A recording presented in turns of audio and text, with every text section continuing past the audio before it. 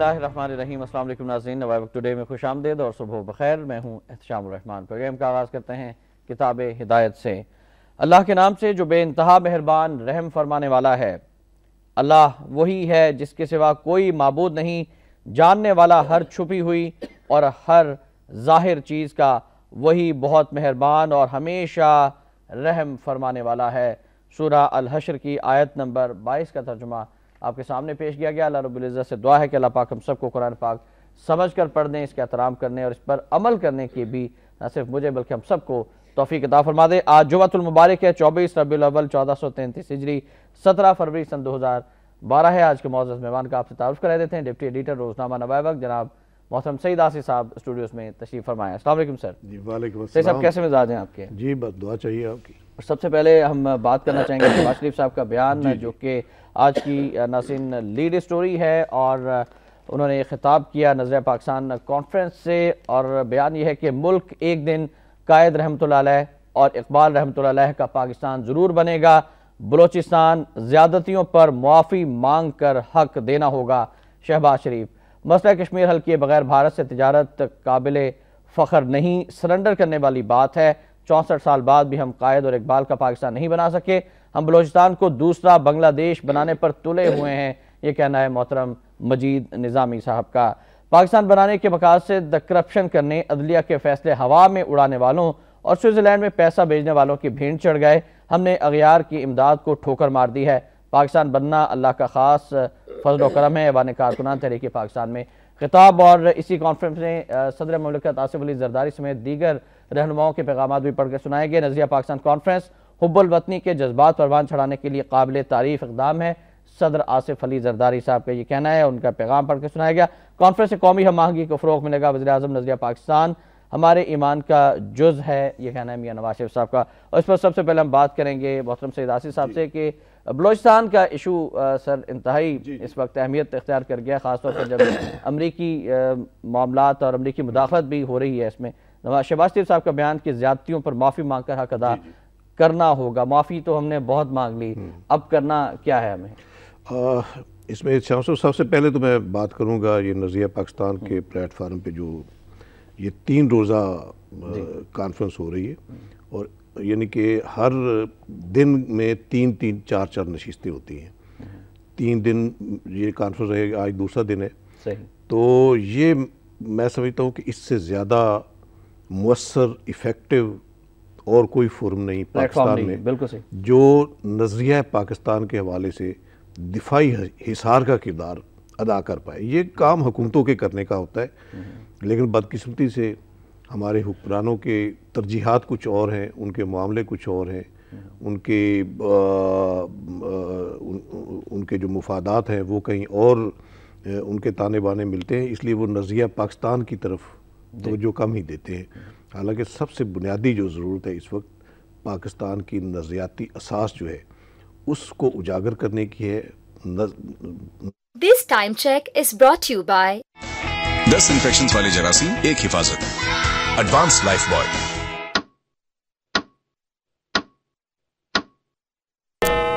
नशिस्तें होंगी जी जी जी जी, बड़े यानी कि तफक्कर दर्दमंदी के साथ ये सारा मैनेज करते हैं, उजागर करते हैं जो क़याम पाकिस्तान के मकासद हैं, जो बानियाने पाकिस्तान का जो फ़लसफ़ा था क़याम पाकिस्तान के हवाले से, उसको उजागर करने की इस वक्त बहुत ज़्यादा ज़रूरत है। और ख़ास तौर पे अब ये जो बलूचिस्तान के मामले में जो बात चल रही है, तो इसमें देखिए शहबाज शरीफ साहब ने ठीक कहा, ज़्यादतियों पर मुआफ़ी ज़रूर मांगनी चाहिए। सदर जरदारी साहब भी जब पीपल्स पार्टी इक़्तिदार में आई तो उन्होंने आते ही बलोच को हमसे माफ़ी मांगी थी जी। लेकिन बात यह है कि इस वक्त जितनी मुनाफरत पैदा हो चुकी है, जो हालात वहाँ बलूचिस्तान में क्रिएट कर दिए गए हैं हमारे उन दुश्मनों की तरफ से जो पाकिस्तान के खैर खा तो हैं नहीं पहले दिन से ही, वो इसकी बुनियादें हिलाकर इसे सफ़ाए हस्ती से मिटाने के अज़ाइम रखते हैं शुरू दिन से।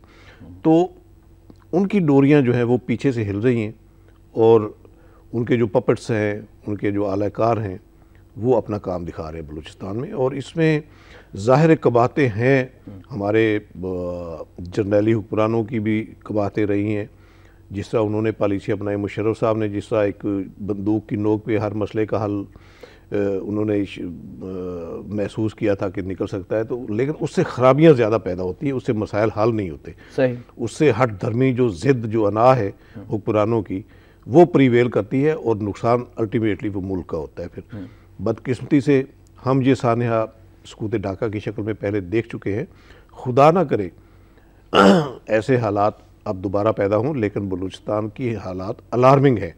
मैं कल ही ये एक इंटरव्यू देख रहा था इसका, हरबियार मरी का, जो जिस टोन में, जिस लहजे में, जिस ज़बान में वो बात कर रहे थे, वो आसार ऐसे नज़र नहीं आते कि उन्होंने बलूचिस्तान के साथ या पाकिस्तान के साथ जी हुब्बुल वतनी के किसी जज्बे का, और इसी वजह से खबर भी है कि हरबियार की खान ऑफ कल्लात और ब्राह्मदाग बुक्ती से मुलाकातें बलूचिस्तान की आज़ादी के मंशूर पर बातचीत की गई। और मोहतरम मजीद निज़ामी साहब का ये बयान कि हम बलूचिस्तान को दूसरा बांग्लादेश बनाने पर तुले हैं, ये जानना चाहेंगे आपसे कि पार्लियामेंट का किरदार क्या रहा है इन 4 सालों में बलूचिस्तान के मसाइल हल करने के लिए? इसमें देखिए, वही मैं बात कर रहा हूँ, पार्लियामेंट का किरदार अगर कोई इफेक्टिव होता तो यहाँ तक नौबत ना आती।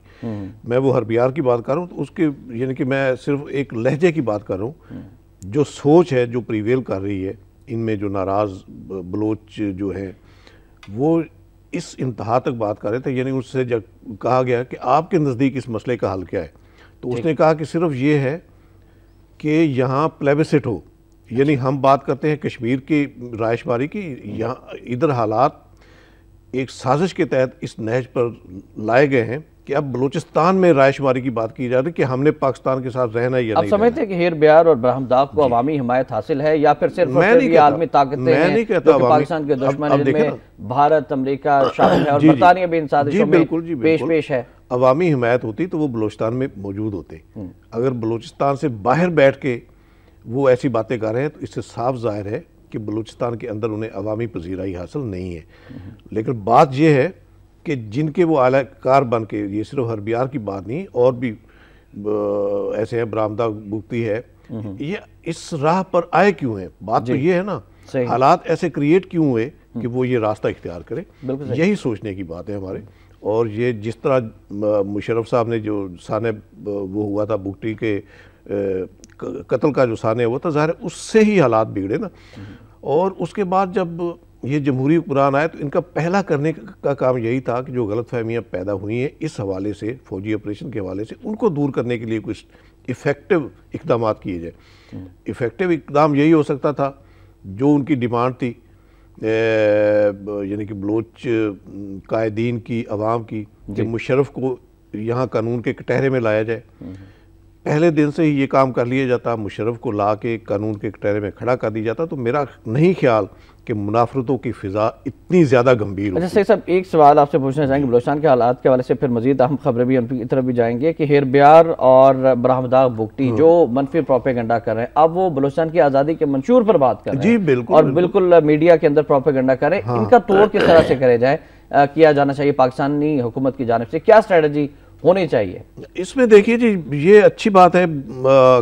ये कल जो प्राइम मिनिस्टर साहब ने एक सजेस्ट किया है, अभी उन्होंने ऑल पार्टीज कॉन्फ्रेंस बलूचिस्तान के इशू पे, हम तो पहले दिन से ये कह रहे हैं, नवाज शरीफ साहब भी कह चुके हैं, हम तो यानी कि इस प्लेटफार्म पे, वक्त न्यूज़ और नवाए वक्त के प्लेटफार्म पे तो दस्तबंदी के साथ बहुत पहले से ये तकाजा किया जा रहा है कि सारे कौमी कायदीन जो हैं वो सर जोड़कर बैठे, मिलकर बैठे, इस संगीन मसले का कोई हल तलाश करे।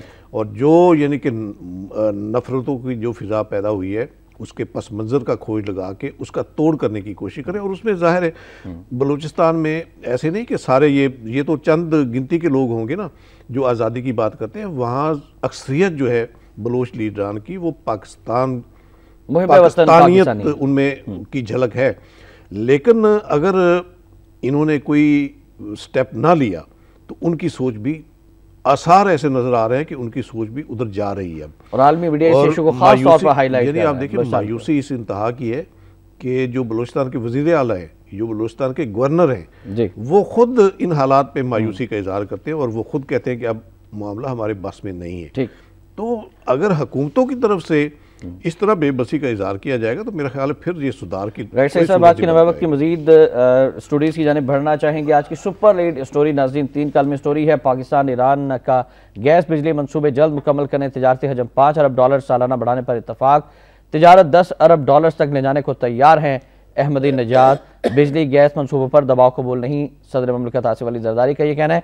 जरदारी और अहमदी नजाद में मुज़ाकरात, दहशतगर्दी, इंसानी स्मगलिंग, सरहदी खिलाफ वर्जियाँ रोकने, 2 नए तिजारती पॉइंट्स खोलने पर भी इतफाक। पाकिस्तान ईरान से गंदम और चावल खरीदेगा। और नाज़रीन बढ़ते हैं अगली खबर की जानिब, वो भी आप तक पहुँचाना चाहेंगे और वो ड्रोन अटैक्स के हवाले से है कि 8 घंटों के दौरान शिमाली वज़ीरिस्तान में 2 ड्रोन हमले, 22 अफराद जहाँ भाग, 1 घर, 2 गाड़ियाँ तबाह।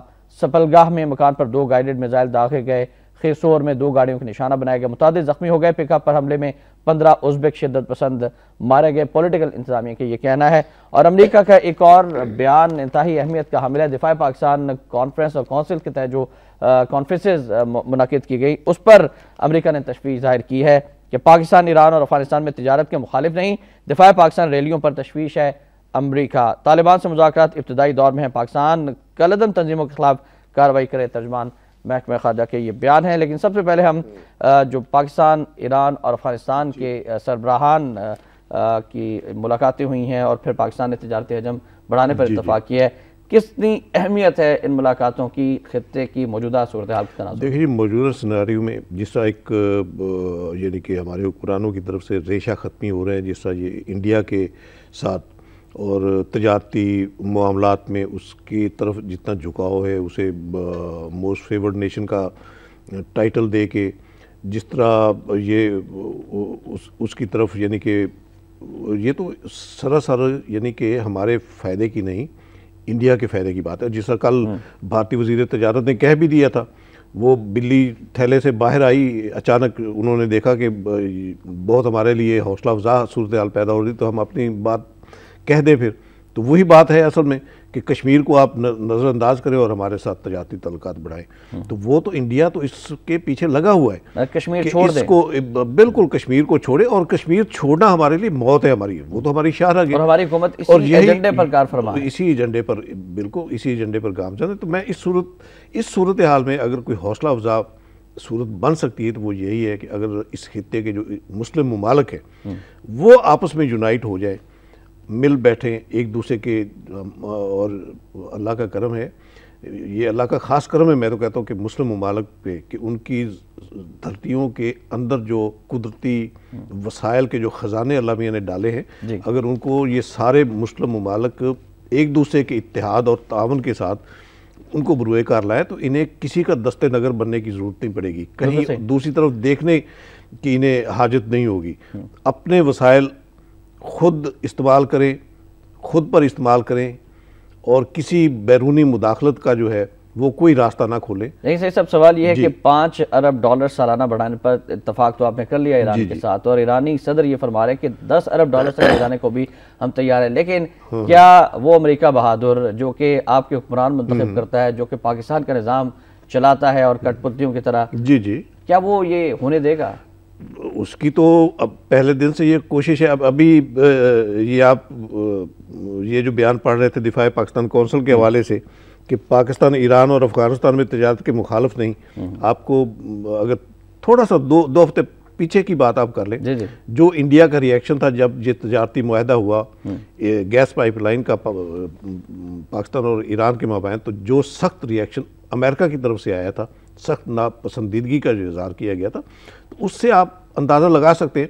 वो ज़ाहिर है वो तो मुस्लिम ममालिक के इत्तेहाद की कोई अगर सूरत बनती है तो वो तो उन्हें काबिल कबूल हो ही नहीं सकती किसी तरह, क्योंकि उनके जो मुफादात हैं उन पर ज़द पड़ती है।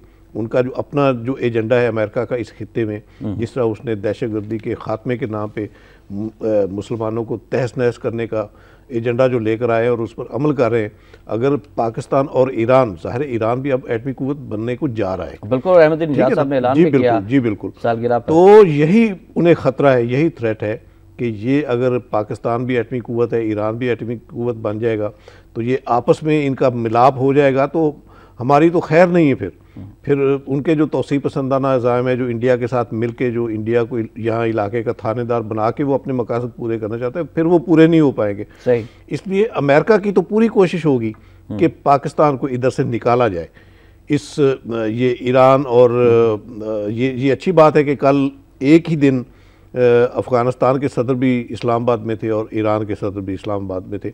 अल्लाह करे कि ये हम वो जो जिस तरह कहते हैं कि शैतानी इत्तेहाद सलासा अमेरिका, इंडिया और इसराइल का, हमें ये खुशगवानी में रहना चाहिए कि मुस्बत जो इत्तेहाद सलासा है वो पाकिस्तान, ईरान, अफ़गानिस्तान, तुर्की का होना चाहिए। बिल्कुल सही। और इससे जो है ज़मानत मिल सकती है मुस्लिम उम्मा के मुत्तहिद होने की और मुत्तहिद होकर अपने पाँव पे अपनी मईशतों को खड़ा करने की। अब और यकीनन बिल्कुल सही फरमाया सही साहब। लेकिन अब नेटो की सप्लाई आपने फ़ज़ाई रास्ते बहाल किया। अहमद मुख्तार साहब ने बड़े फ़ख्र से कहा कि जी हमने फ़ज़ाई रास्ता खोल दिया। उसके बाद ड्रोन अटैक्स मजीद होना शुरू हो गए हैं और आज इस पर दिफा पाकिस्तान कौंसिल एहतजाज भी करेगी और दूसरी जानिब ये कहा जा रहा है अमेरिका की जानिब से कि इन पर पाबंदी लगा दी जाए, जो कि पाकिस्तान की दिफा की बात करते हैं, पाकिस्तान को मजबूत करने की बात करते हैं, पाकिस्तान के एटमी प्रोग्राम के तहफ़्फ़ुज़ की बात करते हैं। किस तरह से देखते हैं? और अब ये जो सप्लाई लाइन है ज़मीनी रास्ते से, क्या हुकूमत इसको भी बहाल करने जा रही है? देखिए शाह साहब, बहुत अफसोस की बात है। यानी जो कौम को एक उस वक्त सलाला चेक पोस्टों पर हमलों के बाद जितना एक फर्म स्टैंड लिया था हमारी अस्करी क़यादतों ने, उसके बाद यानी कि तासर एक ऐसा खुशगवार तासर ये पैदा हुआ था कि शायद अब पाकिस्तान डिस्टेंस करेगा अमेरिका से। अगर अमेरिका इसकी सलामती के दरपे है तो अफवाज पाकिस्तान जो है वो एक किरदार अदा करने को जा रही हैं मुल्क की सलामती के हवाले से। एक मैसेज मुस्बत था। लेकिन अहमद मुख्तार साहब के इस बयान से ये बयान भी तब आया जब अमरीकी सफ़ीर वो कैमरून मेंटर साहब ने जब ख़ुद एतराफ़ किया कि फ़िज़ाई रास्ते से हमारी जो नेटो की रसद है वो बदस्तूर जा रही है। तो उसके बाद अब अहमद मुख्तार साहब, ये तो यानी कि हसीमतों की तो इंतहा है ना हमारे इन हुक्मरानों की तरफ से कि वो आपको तहस नहस करने का एजेंडा लेकर यहाँ बैठा हुआ है। आप उसी दुश्मन को अपनी सरजमीन के रास्ते से उसे सप्लाई फराहम कर रहे हैं, उसके पेट भर रहे हैं, उसे असला गोला बारूद से लैस कर रहे हैं। अब पाकिस्तानी कौम क्या करे? पाकिस्तानी कौम क्या किया? सड़कों पर निकल आए, रोके, नेटो के ऑयल टैंकर जला दिए जाएं, क्या किया जाए? दिफा पाकिस्तान कौंसिल जो है ये पाकिस्तानी कौम के जज्बात की तर्जमानी ही तो कर रही है। इसमें पाकिस्तानी कौम ही तो शामिल है और यही जो रिएक्शन है ना, इससे जाहिर है वो अमेरिका को यानी कि ज़द पड़ती महसूस हो रही है कि ये एक फोरम जो है ये अब हमारे रास्ते में रुकावट बनेगा। सब इस पर मजीद गुफ्तगू भी करेंगे, लेकिन हमें एक ब्रेक के लिए जाना है। नाज़रीन, ब्रेक में जाने से कबल एक छोटी सी खबर लेकिन बड़ी अहमियत की हामिल है कि भारत से हम तजारत की बात तो करते हैं, पसंदीदा तरीन मुल्क भी करार देते हैं, लेकिन जो स्टैटिस्टिक्स हैं वो ये बताते हैं कि पाकिस्तान का तजारती खसारा $1 अरब है भारत से तजारत में। इस पर भी बात होगी, लेकिन पहले वक्त एक ब्रेक का, आप हमारे साथ रहिएगा।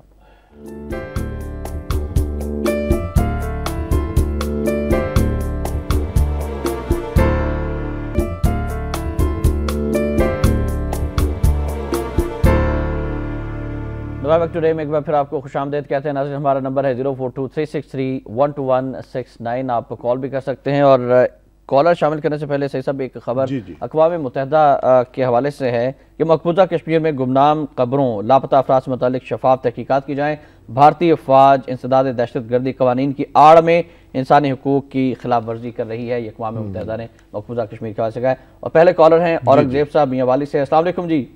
जनाब, औरंगजेब फरमाइएगा। जनाब, आपकी खिदमत जो है कालाबाग डैम के सिलसिले में बड़ी जबरदस्त है। दूसरी बात, मैं बलूचिस्तान के सिलसिले में बात करूंगा कि चंद किरदारों का मसला है, इतना ना उछाला जाए। अब ये पिछली और आर्मी के खिलाफ भी बातें ना थी, क्योंकि आर्मी ने बड़े डेवलपमेंट किए वहाँ पे बलूचिस्तान में। ये मरी और ये बुक्की वगैरह यहाँ पे रॉयल्टी की मसला था। अब वहाँ उन्होंने कोयले की कानें चला दी हैं, लोगों में मजदूरी उन्हें मिल रही है और ये जो खंभे उड़ाते हैं ये इसका नुकसान और उनकी वो साख पे असर पड़ रहा है, क्योंकि लोगों को तकलीफ हो रही है। इसलिए आम लोग उनके हक में नहीं है। ये सिर्फ बैठ बैठकर इसलिए इन्हें भी उजागर किया जाए कि ये 2-3 अजला में है, पूरे बलूचिस्तान में नहीं है। ठीक, थैंक यू वेरी मच जी, थैंक यू वेरी मच। अभी हम बात करते हैं, मजीद कॉलर भी शामिल कर लेते हैं। सही सब कुछ मजीद कॉलर भी हमारे साथ। अस्सलाम वालेकुम जी, कौन साहब कहाँ से हैं? ख्वाजा अंजुम बात कर रहा हूँ कराची जी। ख्वाजा साहब फरमाइएगा। रात मैंने 4 गुलामों को देखा। 3 गुलाम तो वो थे जो अमरीकी एजेंट थे, बड़े करो फर से महलात में खड़े हुए थे, जिनकी हवाओं और फिजाओं से गुजरते हुए ड्रोन त्यारे उनकी सरजमीन पर बंदे हलाक कर रहे थे। और पूरी कौम जो उनके नीचे है वो मतलब है कि माशी क्राइसिस का शिकार है। और एक और गुलाम भी खड़ा हुआ था, वो मोहम्मद अरबी का गुलाम था, जिसे आमदी निजात कहते हैं। 73 मॉडल की कार है उसके पास, टूटा फूटा मकान है उसका, लाखों अरबों रुपए का वो तेल का मालिक है, लेकिन वो अमेरिका की आंखों में आंखें डालकर कह रहा है कि पाँव की ठोकर पे रखता हूँ जलाल खिसरवा मेरे आका मेरे मौला रहमतुल आलमीन। बिल्कुल सही Khwaja Sahab, thank you very much. अभी हम बात करेंगे अहमद निजात साहब के हवाले से भी। एक और कॉलर भी है। अस्सलाम वालेकुम जी। वालेकुम सलाम। कौन साहब कहाँ से बात कर रहे हैं? बात कर रहा हूँ जी, फैसलाबाद से जी। फरमाइए साहब। ये कहना चाहता हूँ आपके हर मौजू बहुत अच्छा होता है, लेकिन आजकल जो है ना लोड शेडिंग का इंतहा हो चुकी है, कोई उस पर नहीं बोल रहा। मुझे बड़ा दुख है, हमारी इंडस्ट्री है, मतलब वीविंग यूनिट है मेरा। जी, अभी हम इस पर भी बात करेंगे। सबसे पहले औरंगजेब साहब ने फौज के खिलाफ बात ना की जाए, बल्कि फौज के खिलाफ साजिश है जो हो रही है। बिल्कुल सही कह रहे थे वो। औरंगजेब साहब एक दर्दमंद पाकिस्तानी है। कालाबाग डैम के इशू पे जिस तरह उन्होंने एक यानी कि जो काम हुक्मरानों के करने का है, वो अवाम की सफ़ों में से एक आम आदमी जो है जिस यानी कि दर्दमंदी के साथ एजिटेट करता है वो कालाबाग डैम के इशू को, तो ये वाकई मैं तो उसे खराज तहसीन पेश करता हूँ।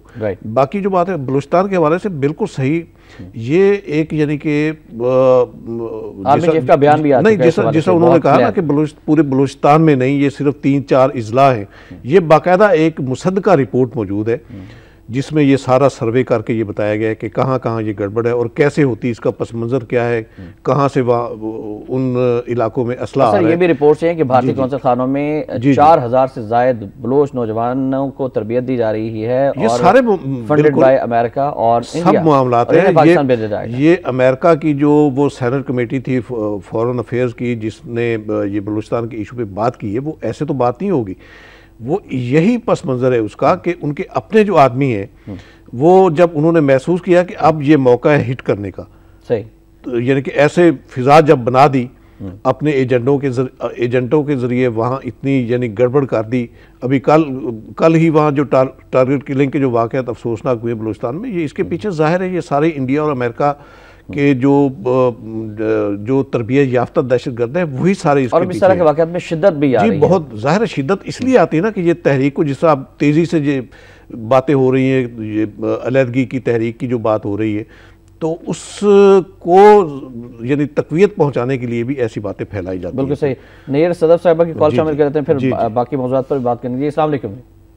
जी सर, मैं ये कहना चाहती हूँ कि आसिफ साहब 3-4 दिन से मैं बहुत न दुख हुआ मुझे जब मैंने ये सुना कि हमारी नेटो सप्लाई जमीन के रास्ते से तो बंद है, हम खुश हो रहे हैं लेकिन फजाई से जारी है, तो ये सुनकर अवाम को बहुत दुख होता है। और फिर इसी दौरान जब हमारे नज़रिया पाकिस्तान में कॉन्फ्रेंस हो रही है तो वहाँ जाने को दिल नहीं करता। जब ऐसे लोग हमारे सामने हो तो यकीनन हमें दिल चाहता हम उनसे सवाल करें कि ऐसा क्यों हुआ हमारे मुल्क के साथ। तो वहाँ अगर हमें सवाल करने का मौका ही ना दिया जाए, हमारी भड़ास से आए रहे, तो फिर जाने का क्या फायदा। ठीक, थैंक यू वेरी मच जी। अभी हम इस पर भी बात करें। सुफियान साहब हैं लाहौर से। अस्सलाम वालेकुम। सर। वालेकुम सलाम जी। सुफियान साहब, मैं ये कहना चाहूँगा कि हम इस इस्लामी जमहूरिया पाकिस्तान तो कहते हैं, आप भी थोड़ी तवज्जो फरमाइएगा कि आपके चैनल पर भी थोड़े से इस किस्म के ज़्यादा प्रोग्राम्स लगते हैं जिनके ऊपर फ्यूचर पे अंगूठियाँ ये वो थोड़ा सा सिर्फ इस बात पे तवज्जो दी।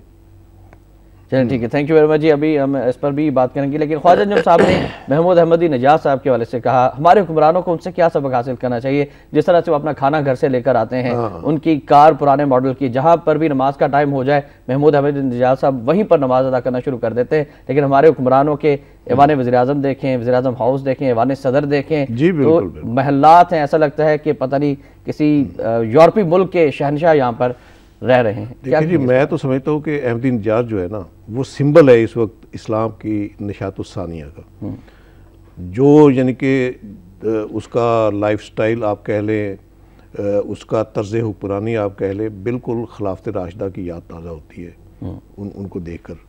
तो मैं इसीलिए कहता हूँ कि अगर इस खित्ते में एक इत्तेहाद की सूरत बन जाए, पाकिस्तान और ईरान की, फिर अफ़गानिस्तान भी शामिल हो, तुर्की भी शामिल हो, तो ये एक मिसाली जो है इस्लामी फलाही मुआशरे की इस तरह बुनियाद रखी जा सकती है। तो जो जिन लाइन पे, जिन खतूत पे अहमदी नजाद अपनी कौम को लेकर जा रहे हैं, जिस अज़्म और हौसले के साथ वो बातिल कुव्वतों से न सिर्फ टकराने के अज़्म का इज़हार करते हैं, पूरी मनसूबाबंदी भी है उनकी, ठीक है ना। तो अल्लाह करे कि हमारे हुक्मरान थोड़ा सा इनको भी से सबक हासिल करें, थोड़ा सा, वही मैं कह रहा हूँ, रहनुमा बना वही मैं कह रहा हूँ कि कल वो आए हुए थे इस्लामाबाद में और गिलानी साहब से जब हैंड शेक कर रहे थे, जिस जज्बे के साथ वो हैंड शेक कर रहे थे, वो देखने वाला था वो जज्बा। अगर वही जज्बा हमारे इस प्राइम मिनिस्टर में या सदर साहब में पैदा हो जाए और ये भी उम्मत की फलाह के लिए, मुल्क की फलाह के लिए सोचना शुरू कर दे, तो मेरा ख्याल है हमें जो बातिल कुव्वतों का जो खौफ तारी रहता है उससे हम इंशाल्लाह खलासी पा लेंगे। बिल्कुल, और खौफ सिर्फ अल्लाह का होना चाहिए, किसी किस्म का खौफ फिर बाकी नहीं रहेगा। हमारे साथ मुजफ्फरगढ़ से हैं यूसुफ साहब। अस्सलाम वालेकुम जी। वालेकुम सलाम जी यूसुफ भाई, अर्ज गुजारिश ये है कि इन अरबाब इक़्तिदार के चले जाने के बाद अगर हीर और रांझे के किस्से सुनाए जाएं तो ये सब बेकार हैं। मजा तो तब है कि जालिम की आंख में आंख डालकर बंदा ये कहे कि ये जालिम है। हमारा जिला मुजफ्फरगढ़ सैलाब में डूब गया है, लोग रो रहे हैं और दूसरी केसें इनके बैंकों में पड़ी है। देने के लिए कोई अरबाब इक़्तिदार की आंख झपकती नहीं। और जुल्म ये है कि ये अपने पैसे, किसी की 800 कनाल है, किसी की 1200 कनाल है, किसी की 5-5 गाड़ियां हैं, किसी के पास 50 करोड़ रुपया बैंकों में पड़ा है, ये जुल्म है। आपकी तबस्सुत से, वक्त के चैनल के तबस्सुत से अरबाब इक़्तिदार को ये बताएं कि चले जाने के बाद हीर और रांझे के किस्से लिखें, ये कौम के लिए बेकार है। और मैं चौधरी इफ्तिखार मोहम्मद सुप्रीम कोर्ट के जज को कहना चाहता हूं कि वो आज खुद नोटिस लें और इन जालिमों के चुंगल से गरीबों का पैसा उन तक पहुंचाएं। बहुत शुक्रिया जी, बहुत शुक्रिया मुजफ्फरगढ़ से यूसुफ साहब ने अपने जज्बात का इज़हार किया। मुस्तफ़ा साहब हैं लाहौर से। अस्सलाम वालेकुम। अस्सलाम जी। इसमें क्योंकि लोड शेडिंग है, मैं आपको देख नहीं सकता, गालबन मुझे आवाज से लगा कि आसिफ साहब बैठे हैं। सही जी बिल्कुल सही, आसिफ साहब तशरीफ फरमाए। हमारे कॉलर तारिक साहब ने भी ये कहा कि लोड शेडिंग बहुत ज्यादा है और इस पर भी अब ये देखिए ना कि किस कदर ये तबाहकारियां जो हुई हैं। ये बुनियादी बात यह है कि जो हाकिम है, मैंने अभी ओवर हेयर किया था कि इनके लिए दुआ भी नहीं करनी चाहिए कि इनमें इस्लाह हो, इनको सजा देने की बातें होनी चाहिए। जो जुल्म इन्होंने किए हैं, जो गरीब आदमी जिस तरह तबाह हो रहा है, पिस रहा है। आप देखिए कि फल ले लें, सब्जी ले लें, जो आज से 3-4 साल पहले किलो में सब्जी आती थी और 1 पर पीस आती है। आप बताइए क्या गरीब आदमी और सफेद पोश करेगा। बलोचिस्तान में जो कुछ हो रहा है उसमें आप देखिए कि ये बहुत अच्छे से एक ग्रैंड मंसूबा था, ये न्यू कॉन्स का और ये जो आपकी वेस्टर्न पार्ट का और इंडिया का, इजराइल का, कि इसको हमने तोड़ना है और वो मंसूबे पूरे हो रहे हैं। और उसमें पूरा अमल दखल कराची के टेलीविजन चैनल्स का है, या वो चैनल्स जो इंडियनाइज्ड है, इजराइलाइज्ड है और वेस्टर्नाइज। बहुत शुक्रिया Mustafa, thank you very much जी। यूटिलिटी स्टोर्स की वजह से खबर है कि 40 अशिया की कीमतों में इजाफा कर देगी। लोड शेडिंग ये कौम का जो तफक्कुर है ना, ये हुक्मरानों के लिए वो जिस तरह इन्होंने मुस्तफा साहब ने कहा कि दुआ भी नहीं मांगनी चाहिए, मेरा ख्याल है दुआ मांगनी चाहिए, उनसे निजात की दुआ तो जरूर मांगनी चाहिए ना हुक्मरानों से। तो अगर हुक्मरान अल्लाह करे कि हमारा ये प्रोग्राम देख रहे हो तो उन्हें अवाम के जज्बात का एहसास और अंदाजा हो जाएगा। एतजाज साहब जो कि वज़ीर-ए-आज़म के वकील हैं, जिन्होंने मुकदमा लड़ रहे हैं, वज़ीर-ए-आज़म मुजरम करार दिए जाने के बावजूद नाअहल नहीं होंगे। हाँ, वो तो जाहिर है इलेक्शन कमीशन करेगा, वो तो जाहिर है बड़ाई के साथ ये कहा जा रहा है कि कुछ भी नहीं हो सकता। नोटिस मिल गया, उन्हें तो एक टुकड़ा मिल गया, सेनेट की रुकनीत मिल गई उन्हें माशाल्लाह। और बिला मुकाबला मुतफिक हो गए। वो खबर भी शामिल कर लेते हैं कि इसहाक डार, बाबर अवान, एतजाज हसन समेत 12 सेनेटर्स पंजाब से बिला मुकाबला मुंतखब हो गए हैं। ये देखें ना, ये मुफाद परस्ताना जो सियासत है, बाहमी एक गठजोड़ जिस तरह ये हमारे पॉलिटिशियन हज़रात करते हैं, बज़ाहिर यानी कि अपोजिशन का ढंडोरा पीटते हैं कि हम हुकूमत के मुखालफ हैं, उसकी पॉलिसियों के मुखालफ हैं, लेकिन जब अपने मुफादात की बात होती है, अपनी सहूलतों की बात होती तो ये असेंबली के फोरम पर इकट्ठे नजर आते। अब देखिए 18वीं तरमीम देखिए, 19वीं तरमीम देखिए, 20वीं तरमीम देखिए। 20वीं तरमीम के बारे में हमारा आर्टिकल कॉलम भी है और नाज़रीन बढ़ते हैं आज के नवा वक्त कॉलम की जानिब।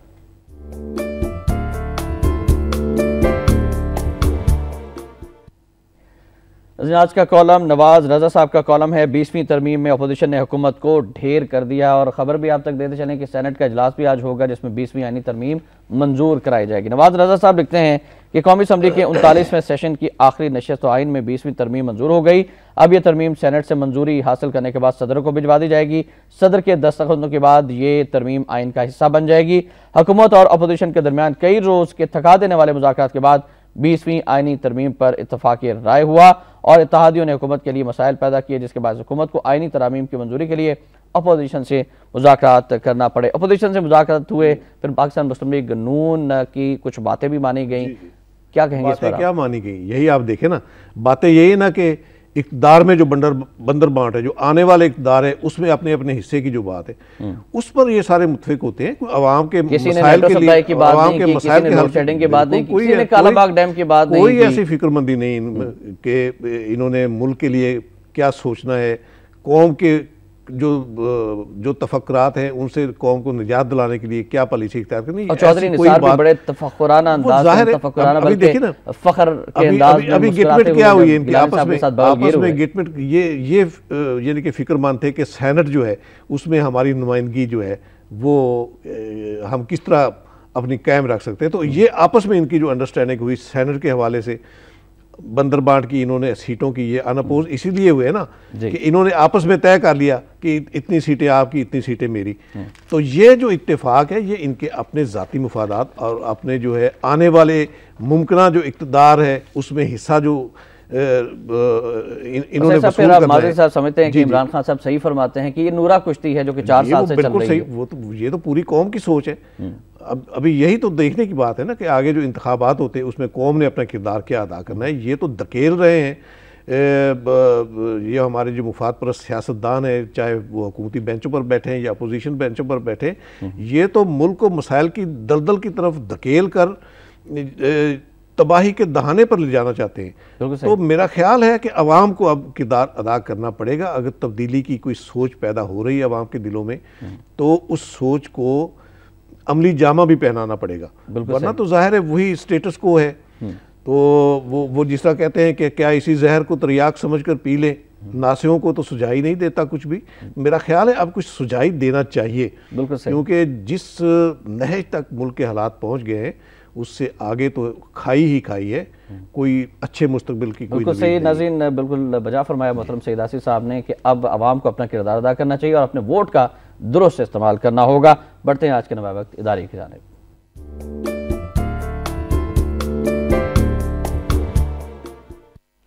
आज का नवा वक्त इदारी है कि भारतीय वज़ीर तिजारत की कश्मीर को नज़रअंदाज करके पाकिस्तान को तिजारती ताल्लुकात फ़रोग़ देने की दावत। हुक्मरान दुश्मन के साथ मुल्की और कौमी मुफादात का हरगिज़ सौदा ना करें। भारतीय वज़ीर तिजारत आनंद शर्मा ने कहा है कि हम खुले दिल और जहन के साथ पाकिस्तान आए हैं। पाकिस्तान एक कदम चले तो हम उसके साथ 3 कदम चलेंगे। पाकिस्तान को कश्मीर और दीगर मसाइल एक जानिब रखकर इक़्तिसादी ताल्लुकात को फ़रोग़ देना चाहिए। आगे है कि भारत की तो रोज़ अव्वल से ही यही ख्वाहिश है कि पाकिस्तान को कश्मीर पर उसके असूली मौक़िफ़ से दस्तबरदार करा के कश्मीर को मुस्तकिल तौर पर हड़प करने की मनसूबाबंदी को अमली जामा पहनाए। आखिरी लाइन्स हैं कि जो मुल्क क़याम पाकिस्तान के वक्त से ही इसकी सलामती के दर पे हो और इसे कमज़ोर करने का कोई मौका हाथ से ना जाने दे, क्या तस्वर किया जा सकता है कि वो इसकी मईशत को मजबूत और खुशहाल बनाने का सोचेगा। मोहतरम सईद आसिफ साहब से भी बात करना चाहेंगे कि भारत से तजारत की बात हो रही है, लेकिन एक तरफ हम देखें कि पाकिस्तान को खसारे की तजारत करनी चाहिए। $1 अरब का खसारा है। कश्मीर का वो कहते हैं कि बिल्कुल फंसे डाल दें, लेकिन अक़वाम मुत्तहिदा कह रही है कि भारतीय फौज इंसदाद दहशतगर्दी कवानीन की आड़ में इंसानी हकूक़ की खुल्ला खिलाफ वर्जी कर रही है। क्या हम भूल जाएं कश्मीर को? ये चले अच्छी बात है, ये आपने जो खबर सुनाई है ये अक़वाम मुत्तहिदा के हवाले से अक़वाम मुत्तहिदा की रिपोर्ट है, उन्होंने इसी तरह एमनेस्टी इंटरनेशनल की पिछले साल की रिपोर्टें मौजूद हैं जो मज़ालम भारतीय अफवाज ने कश्मीर में किए हुए, और उसी की बुनियाद पे, उस रिपोर्ट की बुनियाद पर ही भारत पर यूरोपीय यूनियन की तरफ से पाबंदियां लगी थी। तो ये तो एक बिल्कुल खुली बात है और यही अफसोस का मुकाम है हमारे लिए कि जो मुल्क हमें हड़प करने के अज़ाइम रखता है और उस मनसूबाबंदी को अमली जामा भी पहना रहा है, हम उसके लिए पता नहीं क्या इतनी वारफ्तगी क्यों है, क्या मुफादात हैं। अच्छा, ये क्या सिर्फ अमीन फ़हीम या पीपल्स पार्टी की बात नहीं, आप शहबाज शरीफ साहब के बयान देख लें, जब भारतीय हाई कमिश्नर से शरद सरबराल से मुलाकात होती है तो वही जज्बात होते हैं, तिजारत बढ़नी चाहिए। यही असल बात है ना, यही असल बात है ना, जो ये यानी शुरू में इस प्रोग्राम के शुरू में जो शहबाज शरीफ साहब का जो कि मुल्क एक दिन कैदो इकबाल का पाकिस्तान जरूर बनेगा, तो ये कैसे बनेगा? आप बनाने के लिए कोई काम कर रहे हैं आपके, तो ये अगर आपने दुश्मन के साथ ही मेल मिलाप करना है, उस दुश्मन के साथ जिसका एजेंडा ही हमें डस के हमें सफ़ाए हस्ती से मिटाने का है, आप उसकी तरफ बाहें फैलाकर उसे गले लगाने के लिए आगे बढ़ते नजर आएंगे, तो क्या वो इस मुल्क को कैदो इकबाल का पाकिस्तान बनने देगा? वो तो पहले ही इस मुल्क को दो लख्त कर चुका है। और अब बलूचिस्तान में जो हालात हैं, क्या ये कैदो इकबाल के पाकिस्तान वाले हालात बन रहे हैं? बिल्कुल नहीं। पहले आप जो है दुश्मन के एजेंडे को पहचानें, उसके अज़ाइम को देखें, उससे यानी कि जो मुल्क की सालमियत को उसका तो ख़तरा लाहक है उसका तोड़ करें, बजाय इसके कि आप उसका तोड़ करें, आप उसकी तरफ भागे चले जा रहे हैं, उसे मौका दे रहे हैं, सही सर, तवाना कर रहे हैं, कदा कलामी होती है। लेकिन माज़रत के साथ हमें प्रोग्राम को वाइंड अप करना है। Sir thank you very much, आप तशरीफ लाए और इंशाल्लाह अगली नशिस्त में भी आपसे बात होगी। लेकिन आज के प्रोग्राम का नाज़रीन जो पैगाम है हुक्मरानों के लिए वो ये है कि महमूद अहमदी नजाद को हम सलाम पेश करते हैं, उनकी क़यादत को सलाम पेश करते हैं और हमारे हुक्मरानों को भी उनसे सबक थोड़ा सा हासिल ज़रूर करना चाहिए। आखिर में फरमाने कायद-ए-आज़म रहमतुल्लाह अलैह कि पाकिस्तान उसी दिन वजूद में आ गया था जब हिंदुस्तान में पहला हिंदू मुसलमान हुआ था।